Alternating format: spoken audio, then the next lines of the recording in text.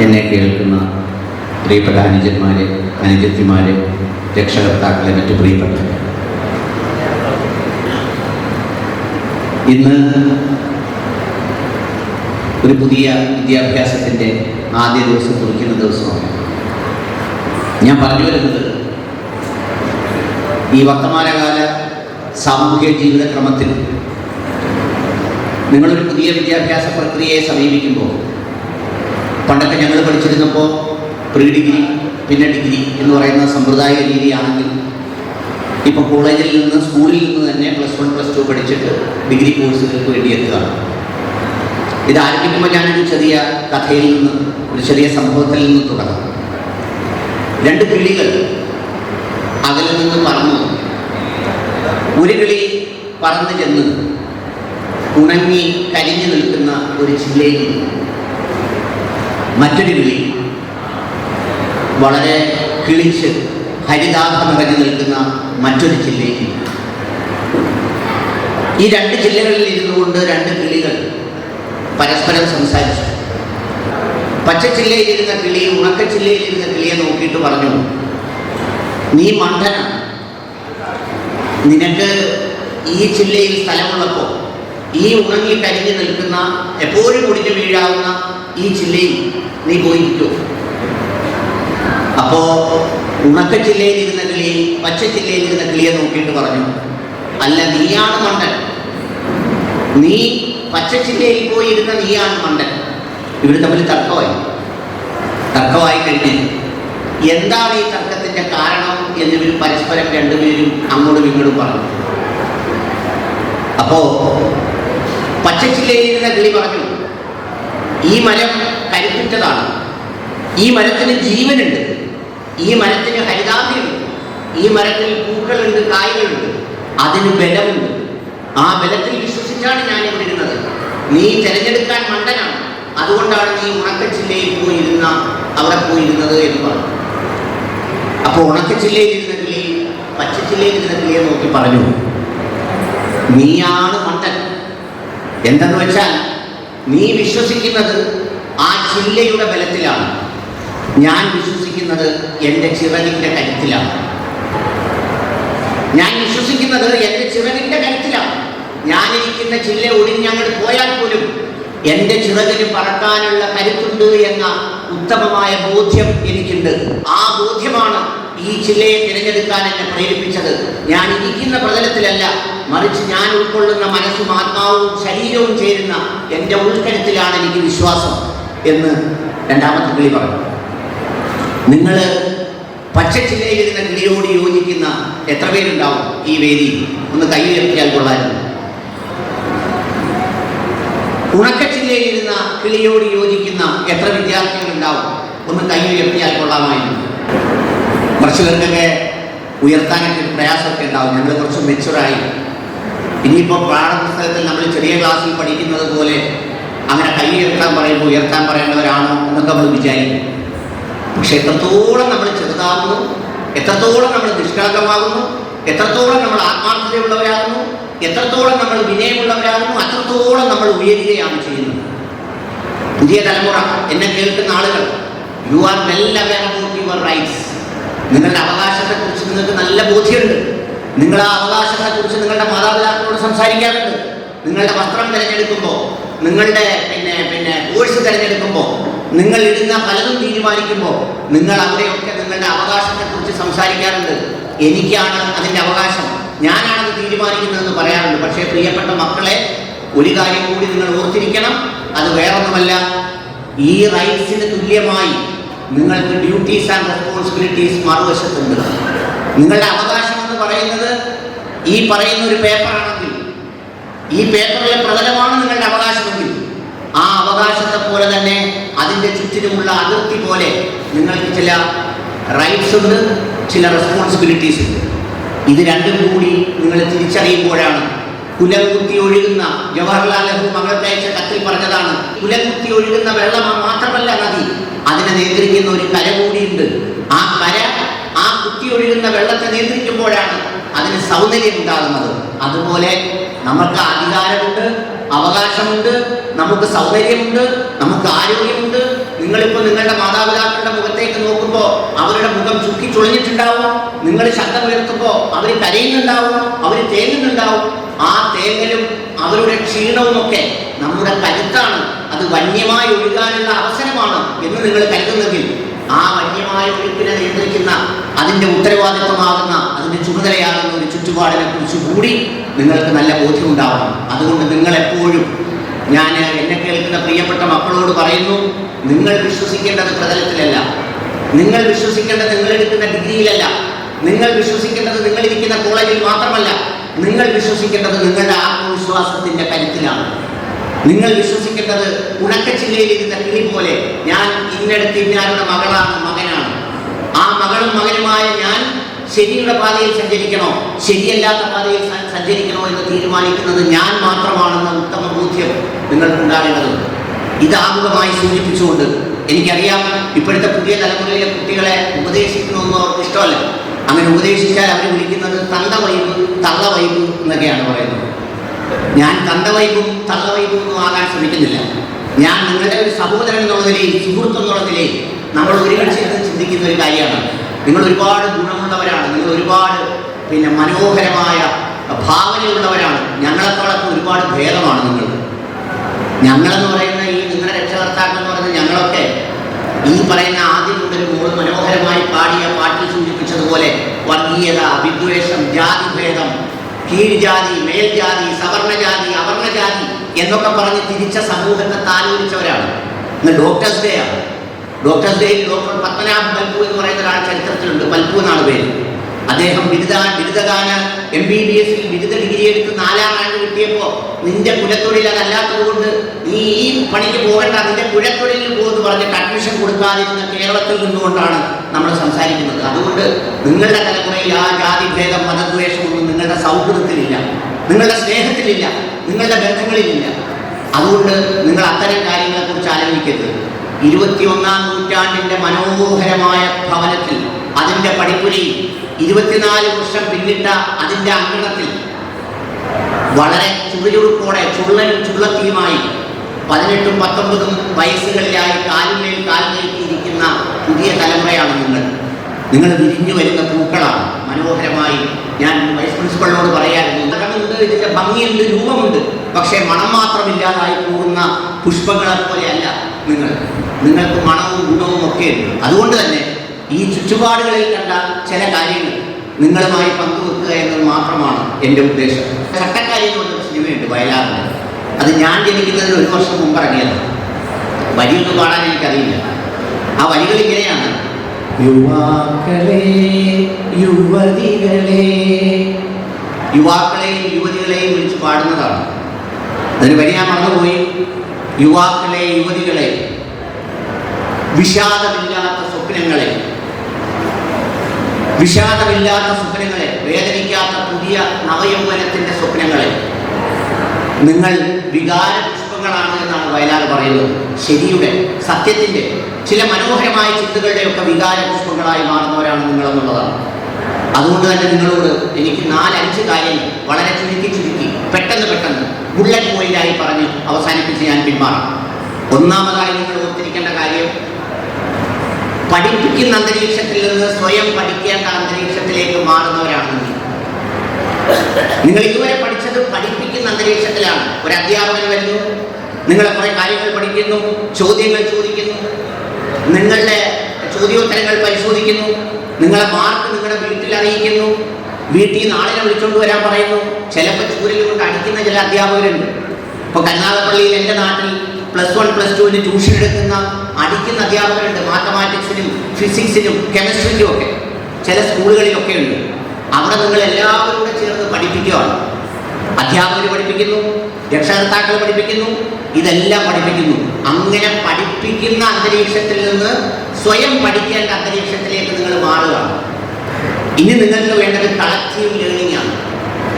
നിങ്ങൾ എന്തായിത്തീരണമെന്ന് നിങ്ങൾ സ്വയം തീരുമാനിച്ച്, ഞാനെന്ത് പഠിക്കണമെന്ന് സ്വയം ആലോചിച്ച് ആ പഠന പ്രക്രിയയെ നിങ്ങൾ സ്വയം പ്രോത്സാഹിപ്പിക്കുകയാണ് ചെയ്യുന്നത്. It is not the degree of your knowledge, but it is the degree of your commitment and dedication and hard work that going to be counted.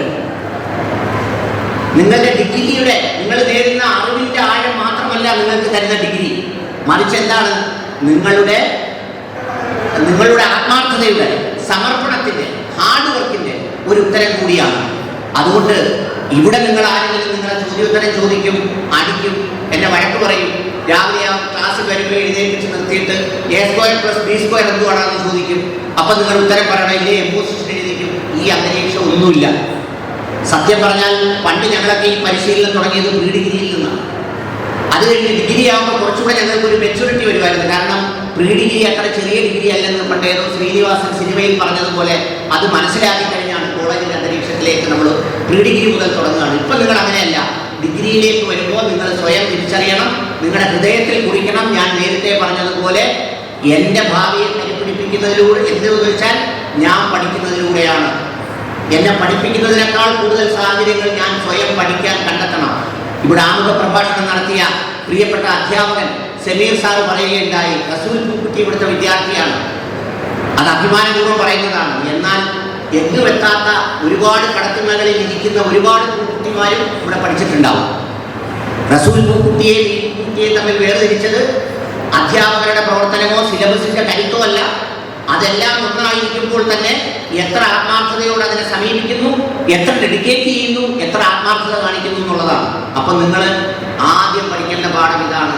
ഞാൻ പഠിപ്പിക്കുന്ന അന്തരീക്ഷത്തിൽ നിന്ന് സ്വയം പഠിക്കേണ്ട അന്തരീക്ഷത്തിലേക്ക് വന്നതാണ്. അത് മറന്നുപോയത് നമ്പർ 1. നമ്പർ 2, നിങ്ങൾക്ക് ആദ്യമായി നിങ്ങളുടെ പേരിനോടൊപ്പം ഒരു ഡിഗ്രി തരാൻ പോകുന്ന കോഴ്സാണ് നിങ്ങൾ പഠിച്ചു തുടങ്ങുന്നത്. ഇതുവരെ പഠിച്ചതിനൊക്കെ നിങ്ങൾക്ക് സർട്ടിഫിക്കറ്റേ ഉള്ളൂ അല്ലേ? SSLCക്ക് സർട്ടിഫിക്കറ്റ്, +2 ജയിച്ചതിന് സർട്ടിഫിക്കറ്റ്, പിന്നെ വലിയ ഫ്ലെക്സ് ബോർഡൊക്കെ എവിടെയെങ്കിലുമൊക്കെ എത്തിച്ചു. പിന്നെ അത് മാത്രമല്ല, ഇപ്പോൾ +2-നൊക്കെ എല്ലാ A+ അല്ലെങ്കിൽ 10ാം ക്ലാസ്സിലൊക്കെ ആയാൽ എന്തോ ഒരു ആഘോഷമാണ്. പണ്ട് ഒരുപക്ഷെ ഇലാൽ ബാബു സാറൊക്കെ പഠിച്ചപ്പോൾ അങ്ങനെ ആയിരിക്കത്തില്ല, വാപ്പൊക്കെ ആഘോഷിച്ചിട്ടുണ്ടാവും. എൻ്റെ വാപ്പ റേഷൻ കിടക്കാനായിരുന്നു. 10ാം ക്ലാസ് ജയിച്ചോടാന്ന് ചോദിച്ചു. ഞാൻ വന്ന് പറഞ്ഞു വലിയ സന്തോഷത്തോടെ, വാപ്പ ഞാൻ 10ാം ക്ലാസ് ജയിച്ചു എന്ന് പറഞ്ഞപ്പം ഒന്ന് മൂളി. ഇപ്പം അങ്ങനെയാണോ? അപ്പം അതുകൊണ്ട് നിങ്ങളോട് ഞാൻ പറയുന്നത്, നിങ്ങളുടെ ജീവിതത്തിന് ആദ്യമായി ഒരു ഡിഗ്രി തരാൻ പോവാം. അപ്പം അനിൽ മുഹമ്മദ് BSc, അനിൽ മുഹമ്മദ് BA. അപ്പം അങ്ങനെ ആരും വെക്കാറില്ല, പണ്ടൊക്കെ വെക്കും. കാരണം എന്താണെന്ന് ചോദിച്ചാൽ പണ്ടങ്ങനെ പഠിക്കുന്നവരുടെ എണ്ണം കുറവാണ്. അപ്പം അതുകൊണ്ട് നിങ്ങൾ ഓർക്കേണ്ടത്, ആ ഡിഗ്രി തരുന്നത് നിങ്ങളുടെ അറിവിന് മാത്രമല്ല, നിങ്ങളുടെ ഒരു വിദ്യാഭ്യാസത്തിനും നിങ്ങളുടെ ഒരു ക്വാളിറ്റിയും നിങ്ങളുടെ ഒരു ആറ്റിറ്റ്യൂഡിനും നിങ്ങളുടെ ഒരു ക്യാരക്ടറിനും കൂടിയാണ്. അപ്പം നിങ്ങളെ ഒരു കഞ്ചാവ് കുടിച്ചുകൊണ്ട് പോയിട്ട് MA-കാരനായ ആളെന്ന് പറയുമ്പോൾ അതിൻ്റെ അടിച്ച ആളുകൾ കമൻ്റ് എഴുതുന്ന കാണണം. അപ്പം അതുകൊണ്ട് നിങ്ങൾ ആദ്യമായി ഒരു ഡിഗ്രിക്ക് ഉടമയാകാൻ പോവുകയാണ് എന്ന് പറയുന്നൊരു ബോധ്യം നിങ്ങൾക്കുണ്ടാകും. രണ്ടാമത്തെ പോയിന്റ്. മൂന്നാമത്തെ പോയിന്റ് എന്ന് പറയുന്നത്, എപ്പോഴും നിങ്ങൾ ദൈവത്തെ സ്തുതിക്കുന്നവരാവണം. ദൈവവിശ്വാസികളല്ലെങ്കിൽ ഈ പ്രപഞ്ചത്തിലെ ഏതോ ഒരു ശക്തിയെ സ്തുതിക്കുന്നവരാവണം. എന്തുകൊണ്ടാണെന്നറിയാമോ? നമ്മുടെ രാജ്യമായ ഇന്ത്യയിൽ ഡിഗ്രി സ്വന്തമാക്കിയ ആളുകൾ വെറും 1% മാത്രമാണ്. 1%. 146 കോടി ജനങ്ങളിൽ ഏതാണ്ട് 1% മാത്രമാണ്. 1.5 കോടി ജനങ്ങളോളമാണ് ഇന്ത്യയിൽ ഡിഗ്രി സ്വന്തമായിട്ടുള്ളത്. 70% പേരോളം 7ാം ക്ലാസ് ആകുമ്പോൾ ഔട്ടാവും. 80%-ഓളം പേർ 10ാം ക്ലാസ് എത്തുന്നതിന് മുമ്പ് ഔട്ടാവും. പിന്നീട് ഡിഗ്രിയിലേക്ക് എത്തുന്നത് ഒരു ചെറിയ ശതമാനം കുട്ടികളാണ്. നിങ്ങൾ ആ 1%-ത്തിലാണ് നിങ്ങൾ ഈ ഇരിക്കുന്നവരെല്ലാം. നിങ്ങളൊക്കെ ചിലർ വിചാരിക്കും, ജീവിതകാലം മൊത്തം ഡോക്ടറും എഞ്ചിനീയറും ആകാൻ കഴിയാതെ നിരാശ കൊണ്ട് ഞാൻ ഡിഗ്രി എടുത്ത് എന്തോ ആയി തീരാൻ പോവുക. എൻ്റെ പ്രിയപ്പെട്ടവരെ, നിങ്ങൾ എൻ്റെ മക്കൾ മനസ്സിലാക്കേണ്ടത്, നിങ്ങൾ ഏത് ഡിഗ്രി എടുക്കുന്നു എന്നുള്ളത് നിങ്ങളെ എങ്ങും കൊണ്ടെത്തിക്കില്ല. ഒരു കാര്യം അടിവരയിട്ട് പഠിച്ചോളൂ, പരീക്ഷയിൽ ജയിക്കുന്നവരെല്ലാവരും ജീവിതത്തിൽ ജയിക്കുന്നില്ല. പരീക്ഷയിൽ പരാജയപ്പെടുന്നവരെല്ലാവരും ജീവിതത്തിൽ പരാജയപ്പെടുന്നില്ല. ഇന്നലെ നിങ്ങൾ ഡോക്ടറെ കണ്ടില്ലേ? Mister Haris Chiramel, doctor Haris Chiramel. ഇന്ന് ഡോക്ടേഴ്സ് ഡേ ആണ്. ആരാ ഡോക്ടർ ഹാരിസ് ചിറമേൽ? കഴിഞ്ഞ ദിവസം പരസ്യമായി ചാനലുകൾക്ക് മുന്നിൽ എൻ്റെ മുന്നിൽ വരുന്ന രോഗികളെ പരിശോധിക്കുന്നതിനും സർജറി നടത്തുന്നതിനും ഉപകരണങ്ങളില്ലെന്ന് ഉറക്കെ പറയാൻ ധൈര്യവും അതിനുള്ള കരുത്തും കാണിച്ച ഡോക്ടറുടെ പേരാണ് ഡോക്ടർ ഹാരിസ് ചിറമേൽ. അതൊരു ഡോക്ടറാണ്. അദ്ദേഹം എന്താ ചാനലിനോട് പറഞ്ഞെന്നറിയോ? ഞാൻ പഠിച്ചത് ഗവൺമെൻറ് കോളേജിലാണ്. ആ ഗവൺമെൻറ് കോളേജിൽ പഠിച്ചിട്ട് എനിക്ക് കാശൊപ്പിക്കാനാണെങ്കിൽ ഇഷ്ടംപോലെ കാശൊപ്പിച്ച് മനോഹരമായ ഒരുപാട് കെട്ടിട സമുച്ചയങ്ങൾ പണിയാം. പക്ഷെ ഞാൻ ഈ കുടിസുമുറിയിൽ ജീവിക്കുന്നത് എൻ്റെ എത്തിക്സിനോട് ഞാൻ നീതി പുലർത്തിക്കൊണ്ടാണ്. ആ എത്തിക്സിനോട് നീതി പുലർത്തുന്നത് കൊണ്ടാണ് ഉറക്കെ സംസാരിക്കാൻ കഴിയുന്നത്. ആ എത്തിക്സിനോട് നീതി പുലർത്തുന്നത് കൊണ്ടാണ് ധൈര്യപൂർവ്വം സംസാരിക്കാൻ കഴിയുന്നത്. ഒരു ഡോക്ടറായി എല്ലാ സ്ഥലത്തു നിന്നും കുറേ കമ്മീഷൻ വാങ്ങി, സ്കാൻ ചെയ്യുന്നിടത്തുനിന്ന് കമ്മീഷൻ, മെഡിക്കൽ സ്റ്റോറിൽ നിന്ന് കമ്മീഷൻ, അവിടുന്ന് കമ്മീഷൻ, അവർ പറയുന്നിടത്ത് സ്കാൻ ചെയ്തില്ലെങ്കിൽ ആളുകൾക്ക് 2 കിഡ്നിയില്ല, 1 കിഡ്നിയെ കണ്ടുള്ളൂ, അതുകൊണ്ട് മറ്റേടത്ത് പോയി പരിശോധിക്കുക, അവിടെ ചെന്നാൽ 2 കിഡ്നിയും കാണത്തുള്ളൂ എന്ന് പറഞ്ഞ് ഒപ്പിക്കുന്ന കാശുണ്ട്. എവിടെ വെച്ചിട്ട് പോകാനാ? എവിടെ കൊണ്ടുപോകാനാ? ഇവിടെ വെക്കണം. ഇവിടെ വെച്ചിട്ട് എന്തോ ചെയ്യണം? നിവർത്തിങ്ങനെ കിടക്കണം. നിവർത്തിങ്ങനെ കിടക്കുന്ന ഒരു ദിവസമില്ലേ, അന്നെല്ലാം ഇവിടെ കുളിപ്പിക്കൂലേ? കുളിപ്പിച്ചിട്ട് എന്താ ചെയ്യുന്നത്? 2-3 കീറ തുണിയിൽ പൊതിയും. അത് നമ്മൾ വാങ്ങിച്ചു വെക്കുന്ന തുണിയല്ല, ആരെങ്കിലും വാങ്ങിച്ചു തരുന്ന തുണിയാ. ഒരിക്കൽ നല്ല പുതിയാപ്പിളയാക്കും. എന്തിനാ പുതിയാപ്പിളയാക്കുന്നത്? അവിടെ സ്വർഗത്തിൽ കൊണ്ടുപോയി ഒന്നും ചെയ്യാനല്ല, വാടക കൊടുക്കാതിരിക്കാനാ. നമ്മൾ മനുഷ്യരാ. നിങ്ങൾ ആലോചിച്ച് നോക്കൂ, ഈ ഇരിക്കുന്ന മൈക്രോഫോൺ കേടായി അത് ആർക്കെങ്കിലും ആക്രിക്കാരന് വിറ്റാൽ 50 രൂപ കിട്ടും, അല്ലെങ്കിൽ 10 രൂപ കിട്ടും. ഇതിന്റെ കാറ്റ് പോയാൽ പിന്നെ വല്ലവർക്കും വേണോ? ഡോക്ടറായ എഞ്ചിനീയറാ. ചില വീട്ടിൽ ഭർത്താവ് മരിക്കുമ്പോൾ ഭാര്യ കരയും, എൻ്റെ പൊന്നെണ്ണോ, എൻ്റെ പൊന്നെണ്ണനെ കൊണ്ടുപോകല്ലേ, എൻ്റെ ചക്കരയാണെന്നെ കൊണ്ടുപോകല്ലേ എന്ന് കരയും. അപ്പൊ ഈ കൊണ്ടുപോകുന്ന ആളുകൾ അവിടെ നിന്ന് നിന്നിട്ട് തിരിച്ചു വന്ന്, എന്നാ നീ ഒറ്റയ്ക്ക് വരണ്ട, എന്നാ നീ ഇവിടെ വാ. അന്നേരം എന്തോ പറയും പെണ്ണുപിള്ളാർ, എൻ്റെ പൊന്നെണ്ണനെ കൊണ്ടുപോയിക്കോ, എൻ്റെ പൊന്നെണ്ണനെ കൊണ്ടുപോയിക്കോ, ഞാൻ വരുന്നില്ലേ എന്ന് പറയും.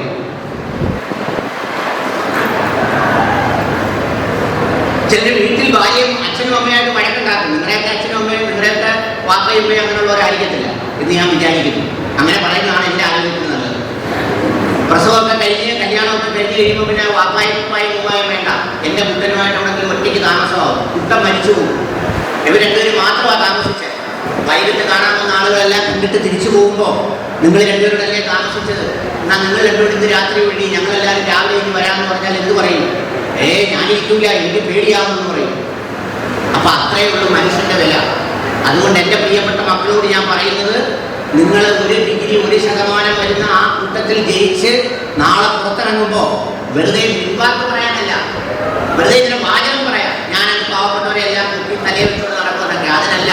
സ്വന്തം കർമ്മം കൊണ്ടും പ്രവൃത്തി കൊണ്ടും ഇല്ലാത്തവരോടൊപ്പം നിങ്ങൾക്ക് നിൽക്കാൻ കഴിയണം. അങ്ങനെ നിന്നാൽ ഈ ഡോക്ടർ ഹാരിസ് ചിറമേൽ ചിറയിൽ പറഞ്ഞതുപോലെ നിങ്ങൾ കുറച്ച് ഈ സമൂഹത്തിലെ തെറ്റുകൾ ഉറക്കെ വിളിച്ച് പറയാൻ പറ്റും. ഞാൻ 32ാമത്തെ വയസ്സിൽ മാനേജിംഗ് ഡയറക്ടറായി കയർ ഫെഡിൽ 3 വർഷക്കാലം ജോലി ചെയ്തു. ഇവിടെ ഒക്കെ കയറിന്റെ മേഖലയാണ്. എനിക്ക് യൂട്യൂബിലൂടെയും അല്ലാത്തടത്തും ഒക്കെ ഉറക്കെ ഇരുന്ന് പറയാൻ കഴിയുന്ന എൻ്റെ ഒരു ധാർമ്മികമായ കരുത്തുണ്ടെന്നറിയോ? ഞാൻ ഒരാളുടെ കയ്യിൽ നിന്നും അതിൻ്റെ അടിയിൽ ഒരാൾ കമന്റ് എഴുതാൻ പാടില്ല. അനിൽ മുഹമ്മദ് എന്ന് പറയുന്ന നീ 500 രൂപ ഞങ്ങളുടെ കയ്യിൽ നിന്ന് വാങ്ങിച്ചു, ജോലി തരുന്നതിന് 50,000 രൂപ വാങ്ങിച്ചു എന്ന് ഒരാൾ പറയാൻ പാടില്ല. അതാണ് ധാർമ്മികമായ കരുത്ത്. അപ്പൊ അതുകൊണ്ട് നിങ്ങൾ എപ്പോഴും ദൈവത്തിനോട് കടമയുള്ളവരായിരിക്കണം. ആ കരുത്തും ആ പിന്തുണയും നമ്മളില്ലെങ്കിൽ നമ്മളൊന്നും ആവില്ല. ആ വിനയം വേണം, ആ വിധേയത്വം വേണം. അങ്ങനെ ഒരു കാര്യം നമ്മുടെ ഹൃദയത്തിൽ ഓർമ്മയുണ്ടാവണം. 3ാമത്തെ പോയിന്റ്. 4ാമതായി നിങ്ങൾ മനസ്സിലാക്കേണ്ടത്, നിങ്ങൾ ഈ ഡിഗ്രി വിദ്യാഭ്യാസം പൂർത്തിയാകുന്നതോടുകൂടി തന്നെ, പൂർത്തിയാകുന്നതിന് മുമ്പ് തന്നെ ആഫ്റ്റർ ഡിഗ്രി എന്താണെന്നതിനെ കുറിച്ചൊരു ധാരണ വേണം. എൻ്റെ പ്രിയപ്പെട്ട പെൺമക്കളോട് പറയുകയാണ്, നിങ്ങൾ നിങ്ങളുടെ കാലിൽ നിൽക്കാൻ കഴിയുന്ന പ്രാപ്തമായ ഒരു വിദ്യാഭ്യാസം ആർജിക്കുന്നത് വരെ ഒരു വാപ്പയും ഉമ്മയും ഉപ്പായിക്കോ ഉമ്മായിക്കോ നിങ്ങളുടെ കല്യാണം കഴിച്ചിട്ട് ഒന്ന് മരിക്കണമെന്ന് പറഞ്ഞാൽ ഉപ്പായും ഉമ്മായുടെ കല്യാണം കഴിച്ചെന്ന് മരിച്ചോളാൻ പറയണം. നിങ്ങളതിൻ്റെ വഴിക്ക് നിർത്തിക്കളയരുത്. നിങ്ങളുടെ ജീവിത ലക്ഷ്യം പൂർത്തിയാക്കി നിങ്ങളുടെ കാലിൽ നിൽക്കാനുള്ള ഒരു പ്രാപ്തി നിങ്ങൾ ഉണ്ടാക്കണം. അതുകൊണ്ട് തീരുന്നില്ല ആ സെന്റൻസ്. 2ാമതൊരു സെന്റൻസ് കൂടിയുണ്ട്. ആ ലക്ഷ്യത്തിൽ എത്തുന്നത് വരെ നിങ്ങളുടെ ബിഹേവിയർ, നിങ്ങളുടെ ക്വാളിറ്റി, നിങ്ങളുടെ ആറ്റിറ്റ്യൂഡ് നിങ്ങൾ സൂക്ഷിക്കാൻ നിങ്ങൾക്ക് കഴിയണം. അപ്പം നിങ്ങൾക്ക് എന്ത് വേണം? എനിക്കൊരു വിദ്യാഭ്യാസവും എൻ്റെ വിദ്യാഭ്യാസം പൂർത്തിയാകുന്നത് വരെ എനിക്ക് വിവാഹം വേണ്ട എന്ന് പറയുമ്പോൾ വീട്ടുകാർ നിങ്ങളെ ഭയപ്പെടുന്ന, വിവാഹം കഴിപ്പിക്കുന്ന ഒരു സ്വഭാവ വ്യതിയാനം നിങ്ങളിൽ നിന്നുണ്ടാവരുത്. അപ്പം അതുകൊണ്ട് നിങ്ങൾ നിങ്ങളുടെ PG എന്താണെന്നുള്ളതിനെ കുറിച്ച് ആലോചിക്കണം. നിങ്ങളുടെ PG എന്ത് വേണം? ഡിഗ്രി കഴിഞ്ഞാൽ എന്ത് പഠിക്കണം? ഏത് യൂണിവേഴ്സിറ്റിയിൽ പഠിക്കണം? അതിനെ സംബന്ധിച്ചൊക്കെ നിങ്ങൾ ഡിഗ്രി കഴിയുമ്പോഴേ രൂപപ്പെടുത്തണം. അതല്ലാതെ ഞാൻ അവിടെ കൊണ്ട് അവസാനിച്ചു. ഞാൻ പഠിച്ചത് BSc സുവോളജിയാണ്. ഞാൻ പഠിച്ചത് TK ആർട്സ് കോളേജിലാണ്.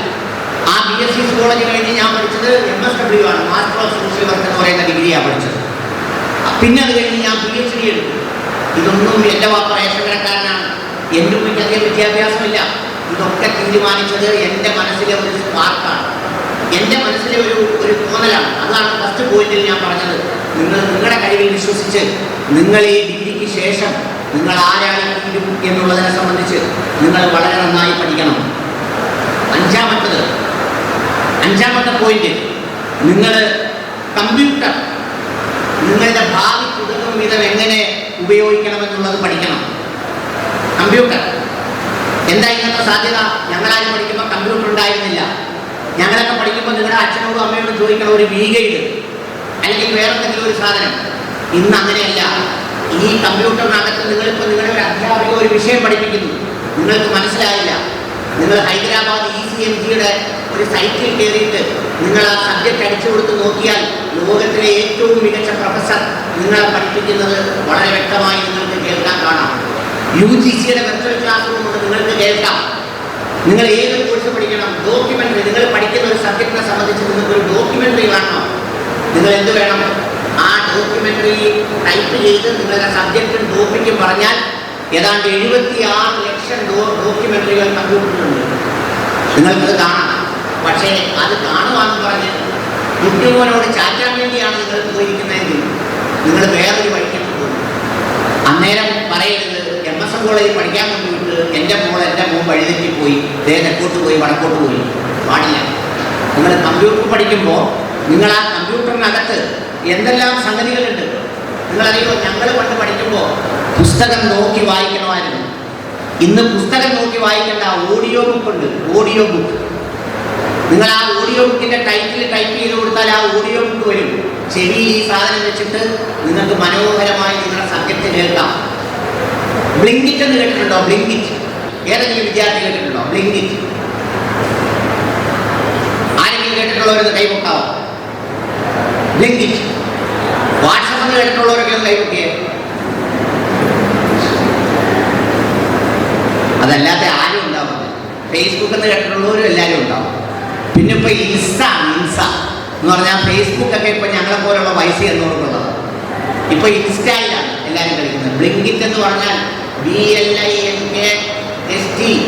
ബ്ലിങ്കിസ്റ്റിൻ്റെ പ്രത്യേകത എന്താണെന്നറിയോ? നിങ്ങൾ ഏതെങ്കിലും ഒരു പുസ്തകത്തെക്കുറിച്ച്, ഇപ്പോൾ ഉദാഹരണത്തിന് വാർ ആൻഡ് പീസ്, ആ പുസ്തകം 3000 പേജുണ്ട്. നിങ്ങൾ ബ്ലിങ്കിസ്റ്റിൽ ടൈപ്പ് ചെയ്ത് കൊടുത്താൽ ആ പുസ്തകത്തിൻ്റെ മുഴുവൻ സംക്ഷിപ്ത രൂപം ഒരു 10 പേജ് 15 പേജാക്കി നിങ്ങളുടെ കമ്പ്യൂട്ടർ ഫ്രെയിമിൽ വരും.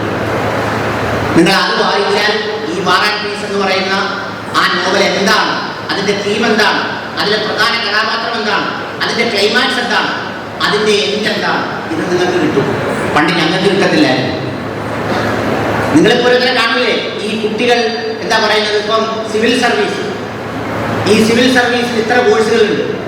ആ സിവിൽ സർവീസ് കൂടാതെ തന്നെ Adani civil service, Ambani civil service എന്നൊക്കെ പറഞ്ഞ് ടാറ്റ സിവിൽ സർവീസ്, അങ്ങനെ പറയുന്ന സിവിൽ സർവീസുകളുണ്ട്.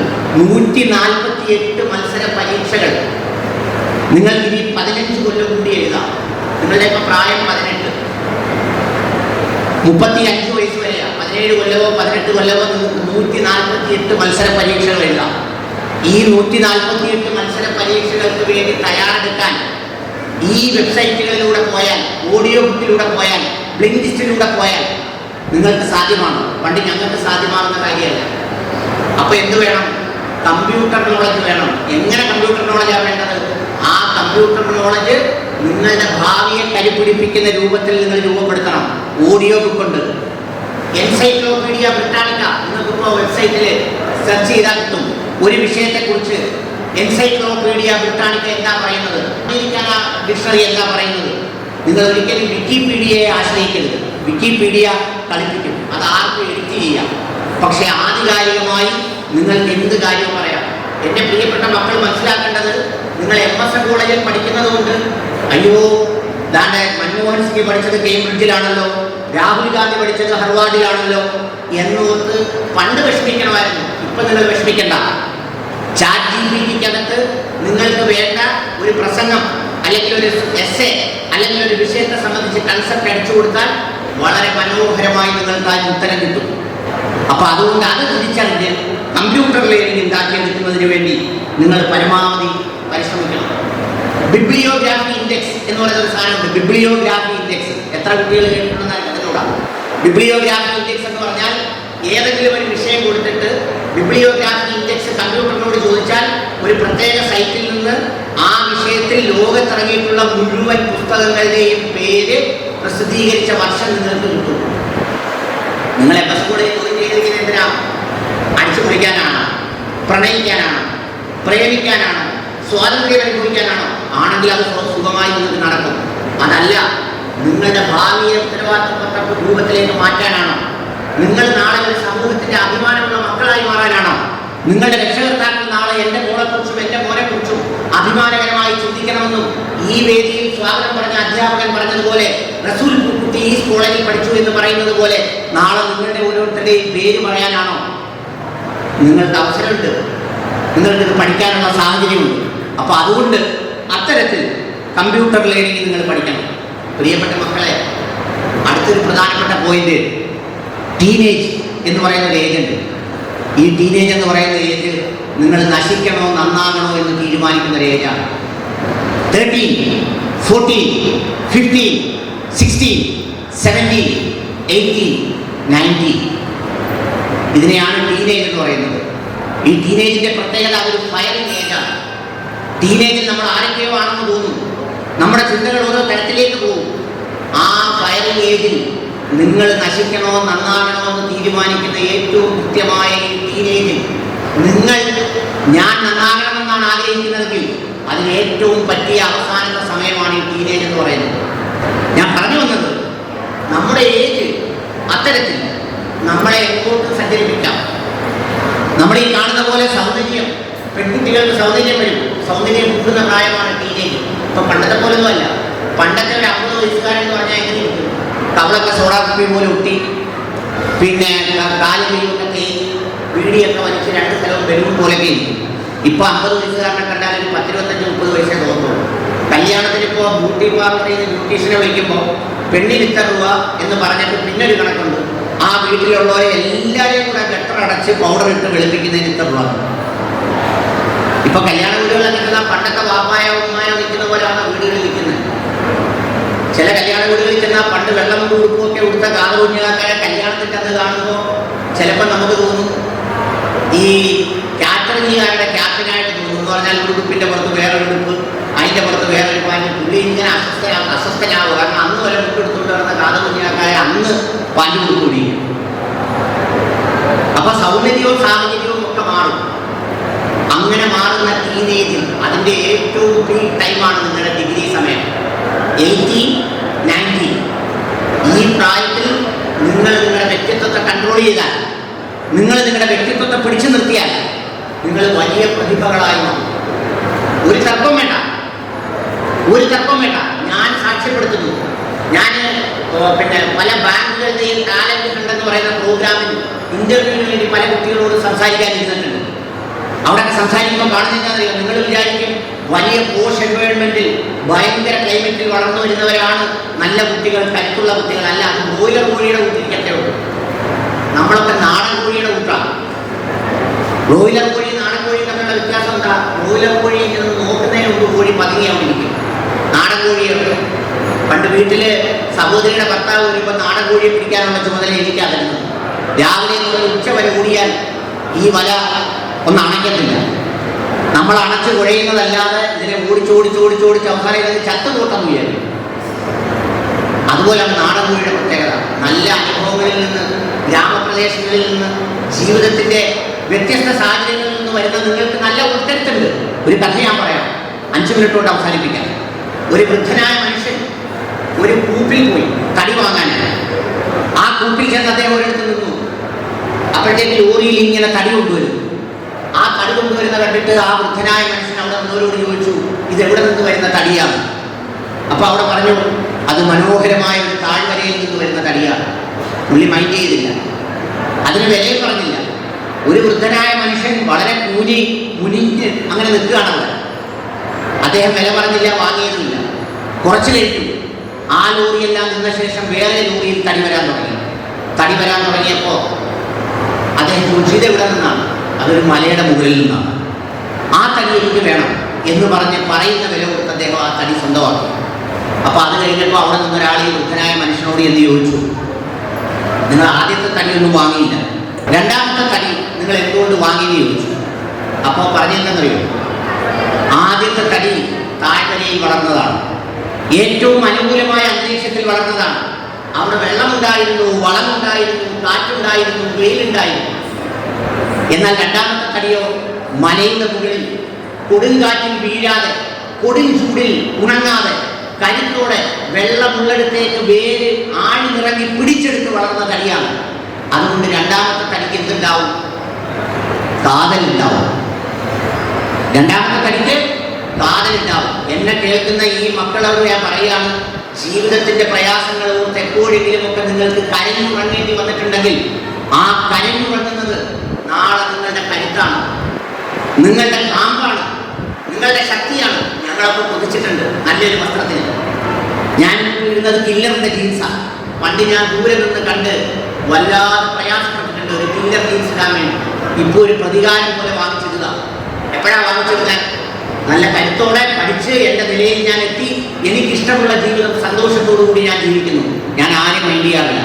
നിങ്ങൾ ഒരു കാര്യം ഓർത്തുകൊള്ളണം, ജീവിതത്തിൽ നിങ്ങളെക്കുറിച്ച് ഒരിക്കലും നിങ്ങൾ മോശമായിട്ട് വിചാരിക്കരുത്.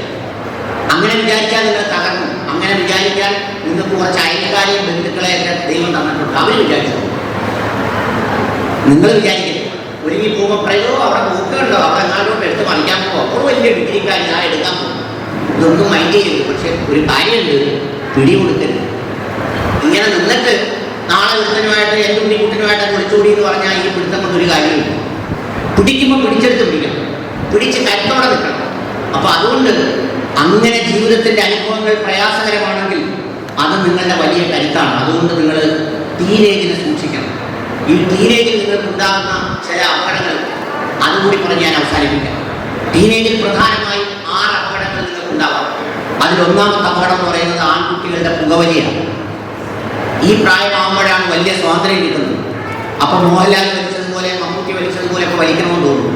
റോക്കറ്റിൻ്റെ ടെക്നോളജി അറിയാമോ? പുറത്തോട്ട് പുക തള്ളുമ്പോൾ മുമ്പോട്ട് പോകും. അതുപോലെ ചില ആളുകൾ കസേരയിൽ ഇരുന്നൊരു ചുമര വെച്ചാൽ ഇത് താഴെ വന്നു. ഈ ചുമയുടെ മൂക്കിന് ഇങ്ങോട്ട് വരുന്നതാണ്. നിങ്ങളുടെ ലെൻസ് നശിക്കും, നിങ്ങളുടെ ശരീരം നശിക്കും, നിങ്ങൾ ക്യാൻസറസ് ആവും.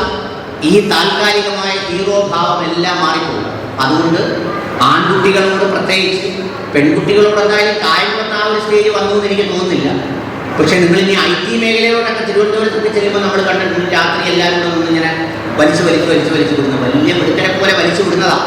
പക്ഷേ കുറച്ച് കഴിയുമ്പോൾ ഇതെല്ലാം പ്രയാസകരമായി മാറും. ഒന്നാമത്തെ ദുശീലം. രണ്ടാമത്തെ ദുശീലം എന്ന് പറയുന്നത് മദ്യപാനമാണ്. മദ്യപാനം.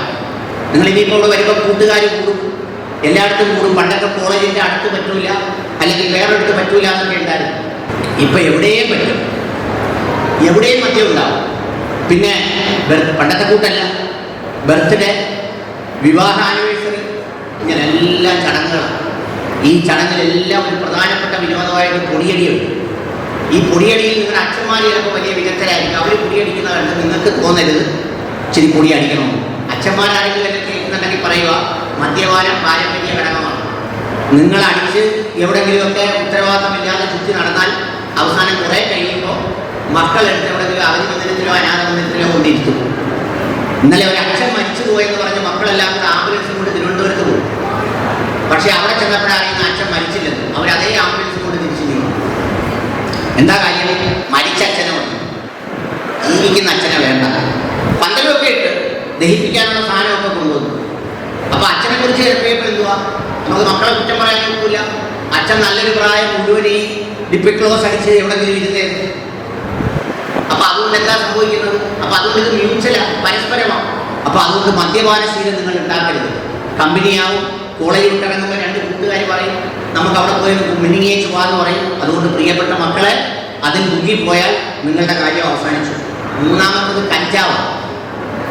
നിങ്ങളുടെ ജീവിതത്തിൽ ലഹരി വേണം. ടീനേജിൽ ഒരു ലഹരി ആവശ്യമാണ്. പക്ഷേ ആ ലഹരി സൃഷ്ടിപരമായ ലഹരി ആയിരിക്കണം. ഒന്നെങ്കിൽ വായിക്കണം, ഒന്നെങ്കിൽ എഴുതണം, ഒന്നെങ്കിൽ തയ്യാറാണ്. എന്നെ ഇപ്പോൾ താഹ സാർ പലതവണയും ഇതിൻ്റെ സംസാരിക്കാൻ പറ്റും. ഞാൻ ഒരുപാട് സ്ഥലങ്ങളിൽ സംസാരിച്ചിട്ടുണ്ട്. പക്ഷേ ഓരോ വേദിയും എന്നെ കിട്ടുമ്പോൾ അന്നത്തെ കാലത്തിലൂടെ എങ്ങനെ സംസാരിക്കണം എന്ന് ഞാൻ തയ്യാറെടുക്കും. ആ തയ്യാറെടുക്കാൻ വേണ്ടി ഞാൻ ചിലത് കാണും. അത് കണ്ട് ഞാൻ ചില പോയിന്റുകൾ ഉണ്ടാകും. ആ പോയിന്റുകൾ ഞാൻ നിങ്ങളോട് പങ്കുവെക്കുമ്പോൾ എനിക്ക് കിട്ടുന്നൊരു സന്തോഷമുണ്ട്. എന്താ സന്തോഷം എന്നറിയാം? നിങ്ങളുടെ കാതുകളിലേക്ക് ആ ആശയം മനോഹരമായി എനിക്ക് എത്തിക്കാൻ കഴിഞ്ഞു. എൻ്റെ ശബ്ദമുള്ളപ്പോൾ, എനിക്ക് ശ്വാസമുള്ളപ്പോൾ, എനിക്ക് കരുത്തുള്ളപ്പോൾ എന്ന് പറയുന്ന ഒരു കരുത്തുണ്ട്. അങ്ങനെ എന്തെങ്കിലും ലഹരി വേണം. വായിക്കുന്നതൊരു ലഹരിയായിട്ട് എടുക്കണം. ഇപ്പൊ അതിന് പകരം കഞ്ചാവെന്ന് മാറിയിട്ട് 2 പ്രധാനപ്പെട്ട ഡിഗ്രിയുടെ പേരാണ് ഇപ്പോൾ ചേർത്തിട്ടിരിക്കുന്നത്: MD, MA. MD സാധാരണ MBBS കഴിഞ്ഞെടുക്കുന്ന, MA സാധാരണ BA കഴിഞ്ഞെടുക്കുന്ന ഡിഗ്രിയാണ്. ഇപ്പൊ അത് 2 കൂടെ ചേർത്തായിട്ടേക്കുന്നത്. വലിക്കുമ്പോൾ ചെറിയ സുഖമൊക്കെ തോന്നും. ആരെങ്കിലും ഒക്കെ വലിക്കാൻ പറയും. ചിരിച്ചുകൊണ്ട് വലിച്ചാൽ 3 ദിവസം ഒന്ന് ചിരിക്കുമെന്നാണ് പറയുന്നത്. കരഞ്ഞുകൊണ്ട് വലിച്ചാൽ 3 ദിവസം കരയും. പക്ഷെ പിന്നെ ഒരു കാര്യമുണ്ട്, പിന്നെ ആ കരച്ചിൽ നിർത്താനൊക്കെ. അതുകൊണ്ട് പ്രിയപ്പെട്ട മക്കളോട് പോലീസ്, അധ്യാപകർ, ഗുണ്ടകളെന്നൊക്കെ പറഞ്ഞാൽ ആരും നിങ്ങളെ രക്ഷിക്കാനൊക്കില്ല. നിങ്ങളെ രക്ഷിക്കാൻ നിങ്ങൾക്ക് മാത്രമേ കഴിയുള്ളൂ. അപ്പോൾ അതുകൊണ്ട് കഞ്ചാവിനെ MD, MA സൂക്ഷിക്കണം. 4ാമതായിട്ട് വളരെ വേദനയുണ്ടാക്കുന്ന ഒരു കാര്യമാണ് വേഗത, സ്പീഡ്. നിങ്ങളുടെ ടീനേജിൽ നിങ്ങളെ ഏറ്റവും കൂടുതൽ ബാധിക്കുന്ന ഒരു പ്രധാന പ്രശ്നമാണ് സ്പീഡ്. ഇത്രയും നീളമുള്ള ഒരു കാലുണ്ടായിട്ട് 1.5 വർഷം കൊണ്ടാണ് നടക്കാൻ പഠിച്ചത്. മുട്ട നീളമുള്ള കാലിലാണ്. അച്ഛനും അമ്മയും അപ്പുറവും ഇപ്പുറം നിന്ന് പിടിപ്പിച്ച് വാക്കർ വാങ്ങിച്ച് തന്ന് ഒക്കെയാണ് നടത്താൻ പഠിപ്പിച്ചത്. ഇതൊരു ചെറിയ പൊടിമീശയൊക്കെ വെച്ച് 10, 17, 18 വയസ്സാകുമ്പോഴത്തേക്ക് ഒരു ബൈക്ക് എടുത്ത് ആ ബൈക്കിൻ്റെ പുറകിൽ യൂറോപ്യൻ ക്ലോസറ്റിൽ ഇരിക്കുന്നത് പോലെ പൊങ്ങിയിരുന്ന് കുതിച്ച് പാഞ്ഞ് എവിടോട്ടായി ചെന്ന് കയറുന്നത്? ഏതെങ്കിലും ഒരു വണ്ടിയുടെ അടിക്കോട്ട്. മരിച്ചാൽ എന്നേക്കുമായി തീർന്നു. ജീവനോടെ കിടന്നാലോ കഷ്ടപ്പാടുകളുടെ നരകമാണ്. സ്പീഡ് എന്ന് പറയുന്നത് ഒരു മാനസിക രോഗമാണ്. എന്നെ കേൾക്കുന്ന പ്രിയപ്പെട്ട ഈ ബാച്ചിലെങ്കിലും മക്കൾ ഓർത്തിരിക്കുക, നിങ്ങൾ സ്പീഡിൽ ഒരു തീരുമാനം എടുക്കരുത്. സ്പീഡ് ഒരു മാനസിക നിലയാണ്. സ്പീഡിനെ കുറിച്ച്, വാഹനാപകടത്തെ കുറിച്ചാണ് പഠിച്ചൊരു പഠനം പറഞ്ഞതെന്നറിയോ? ഈ സ്പീഡിൽ ഒരാൾ ഓടിക്കുമ്പോൾ അവൻ്റെ മനസ്സിൽ ഒരു കാമുകിയുണ്ടത്രേ. കാമുകി അവൾ എവിടെയോ ആണ്. തങ്കമണിയോ രുദ്രാണിയോ, ഇപ്പൊ അങ്ങനെയൊന്നുമല്ലല്ലോ പേര്. ഞങ്ങളുടെയൊക്കെ കാലത്താണ് അങ്ങനെ പേര്. ഇപ്പൊ ചിഞ്ചുവോ പൊന്നുവോ മുഞ്ചു എന്നൊക്കെ പറയുന്ന ഒരു കാമുകിയെ കാണിക്കാൻ വേണ്ടിയാണ് പുള്ളി MS കോളേജിന്റെ മുമ്പിൽ കൂടി ജനം മുമ്പിക്കുന്നത്. അവസാനം അവള് പൂവും കൊണ്ട് വന്നതുപോലെ കണ്ട് വെച്ചേച്ച് വേറൊരു ആണുമായിട്ട് പോയി ജീവിക്കേണ്ട ഗതി വരും. അതുകൊണ്ട് എൻ്റെ മക്കള് സ്കൂട്ടറിനകത്ത് അഭ്യാസം ഒന്നും കാണിക്കരുത്. രക്ഷകർത്താക്കളോട് പറയാനുള്ളത്, MS കോളേജിൽ ഡിഗ്രിക്ക് കിട്ടി, അല്ലെങ്കിൽ അവൻ 9 A+, 2 A ഉണ്ടായിരുന്നത് കൊണ്ട് അവൻ്റെ മാമൻ 200 മീറ്റർ സ്പീഡിൽ പായുന്ന ഒരു കുതിര സാധനം വാങ്ങിച്ചു കൊടുത്ത് അച്ഛനും അമ്മയും കൂടെ നോക്കിക്കൊണ്ട് നിൽക്കരുത്. മോടി ഞാൻ തുള്ളിച്ചാടി പോകുന്നത്. കുറച്ചൊക്കെ ന്യായമായിട്ട് രക്ഷകർത്താക്കളൂടെ മാറണം. ഇപ്പോഴത്തെ രക്ഷകർത്താക്കൾ എന്ന് പറഞ്ഞാൽ സ്വപ്നലോകത്തെ ബാലഭാസ്കരന്മാരാണ്. കുട്ടികളുടെ അത്രയും പോലും വകതിരിവില്ലെന്ന് തോന്നുന്നു. അപ്പൊ അതുകൊണ്ട് സ്പീഡിനെ ഗൗരവമായി സൂക്ഷിക്കണം. ഈ സ്പീഡ് ഇതിൽ മാത്രമല്ല, മറ്റൊരു കാര്യത്തിൽ കൂടിയുണ്ട്. അതാണ് എൻ്റെ അടുത്ത പോയിന്റ്, പ്രണയം. ഈ സമയത്ത് പ്രണയം തോന്നണം. അത് ആരോഗ്യകരമായ ഒരു സംഗതിയാണ്. നല്ല ആരോഗ്യമുള്ള ശരീരം ഒരമ്മയാകാൻ വേണ്ടി ഒരു പെൺകുട്ടിക്ക് നൽകി തുടങ്ങുന്ന പ്രകൃതിയുടെ പ്രായം തുടങ്ങുന്നത് ടീനേജിലാണ്. അപ്പൊ അവളിൽ ഒരുപാട് ശാരീരിക മാറ്റം വരും, മാനസിക മാറ്റം വരും, വൈകാരികമായ മാറ്റം വരും. ആ മാറ്റമൊന്നും കാണുന്ന ഏതെങ്കിലും ഉണ്ണിക്കുട്ടനെ ഫേസ്ബുക്കിൽ കണ്ട് മറ്റേടത്ത് കണ്ടെന്ന് പറഞ്ഞ് ചാടി ഓടിപ്പോയി അവസാനം കറങ്ങി വരുന്നു വരാനല്ല. കൊല്ലത്ത് 19 വയസ്സുള്ള ഒരു പെൺകുട്ടി ഫേസ്ബുക്കിലൂടെ ഒരാളെ പരിചയപ്പെട്ടു. അയാൾ പറഞ്ഞു, ചക്കരമോള് വീട്ടിലിരിക്കുന്ന സ്വർണ്ണമെല്ലാം എടുത്തുകൊണ്ട് റെയിൽവേ സ്റ്റേഷനിൽ വരാൻ പറഞ്ഞു. റെയിൽവേ സ്റ്റേഷനിൽ ആ ആൾ പറഞ്ഞ സ്ഥലത്ത് വന്നപ്പോൾ അവിടെ 64 വയസ്സുള്ള ഒരാൾ നിന്നു. പെണ്ണ് ഓടി റെയിൽവേ പോലീസിനകത്ത് കയറിയോട് രക്ഷപ്പെട്ടു. എന്ന് പറഞ്ഞാൽ 64 വയസ്സുള്ള ഒരു അമ്മാവനാണ് 18 വയസ്സുള്ള ഒരു പെണ്ണിന്റെ 21 വയസ്സുള്ള കാമുകനായത്. എല്ലാവരിലും ഒരു കാമുകൻ ഒളിച്ചിരിപ്പുണ്ട്. പെൺമക്കൾ പഠിച്ചോണം, എല്ലാവരിലും ഉണ്ട്. ആ കാമുകൻ അവിടെ ഇരിക്കട്ടെന്ന് പറയാനുള്ള, നോ പറയാനുള്ള ഒരു കരുത്ത് നിങ്ങൾക്ക് ഉണ്ടാവണം.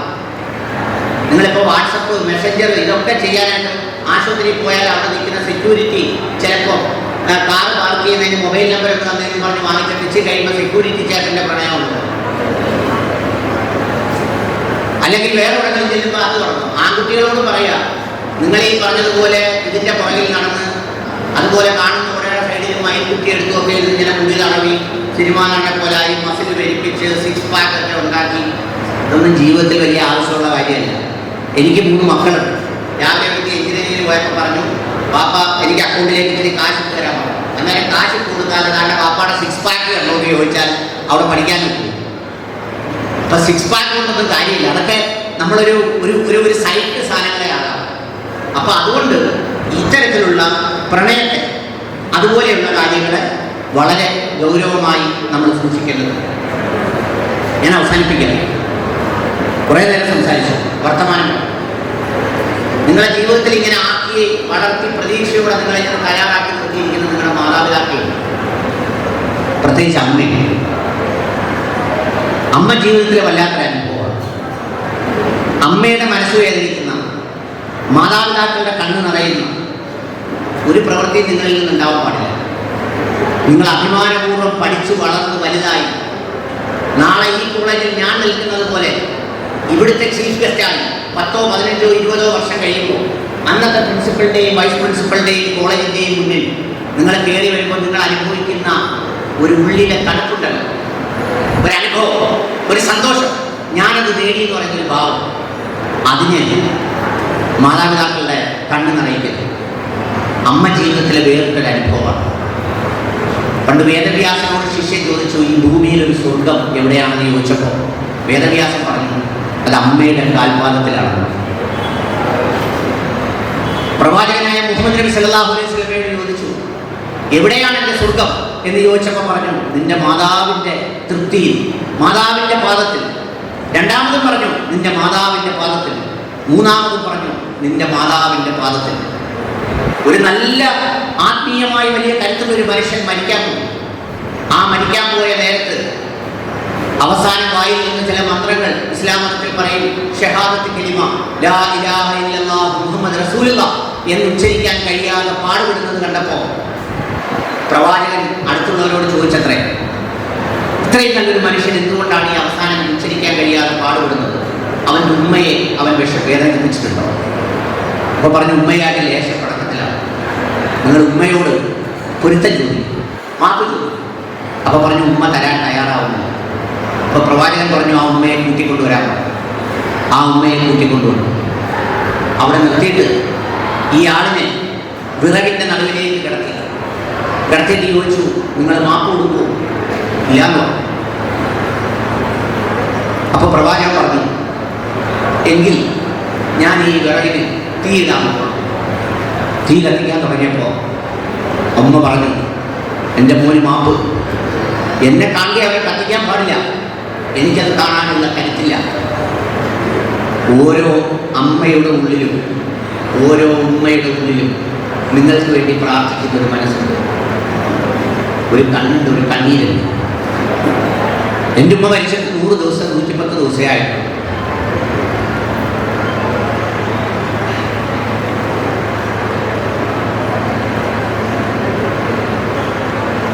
മരിക്കുമ്പോൾ 78-80 വയസ്സുണ്ടായിരുന്നു എൻ്റെ ഉമ്മയ്ക്ക്.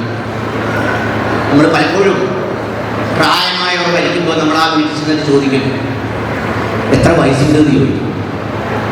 അപ്പോൾ 75 എന്ന് പറയുമ്പോൾ നമ്മൾ പറയും, അത്രയും ഉണ്ടല്ലോ എന്ന് ചോദിക്കും. പക്ഷെ നമ്മൾ അറിയേണ്ടത് നമ്മുടെ അമ്മയ്ക്കും അച്ഛനും പ്രായമില്ല. അതൊരു അനുഭവമാണ്, അതൊരു വികാരമാണ്. ഞാൻ ജീവിതത്തിൽ ഏറ്റവും കൂടുതൽ സന്തോഷിച്ചത് എപ്പോഴെന്ന് ചോദിച്ചാൽ, ഞാനിങ്ങനെ ഈ സാമൂഹ്യ മാധ്യമത്തിലൊക്കെ ഇങ്ങനെ സംസാരിച്ച് അല്ലെങ്കിൽ ഇങ്ങനെയൊക്കെ ആയി ചിലപ്പോൾ ചില കല്യാണ വീടുകളിലൊക്കെ പോയിട്ട് വന്നിട്ട് എൻ്റെ ഉമ്മ എന്നോട് പറയും, ഞാനവിടെ പോയപ്പോൾ അനിൽ മുഹമ്മദിൻ്റെ ഉമ്മയല്ലേ